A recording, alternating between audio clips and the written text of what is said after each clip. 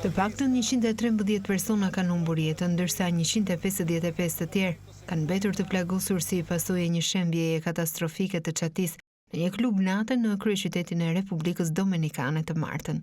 Ekipet e emergjencës punuan gjatë natës për të nxjerrë të mbijetuarit nga rënojat. Familjet e viktimave u mblodhen pranë klubit të natës Jet Set, duke kërkuar informacion për të afërmit e tyre.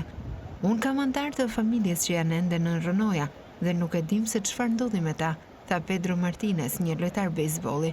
Autoritetet kanë bërë të ditur se mes viktimave është një këngëtar i njohur, një zyrtar qeveritar dhe djali i një ministri.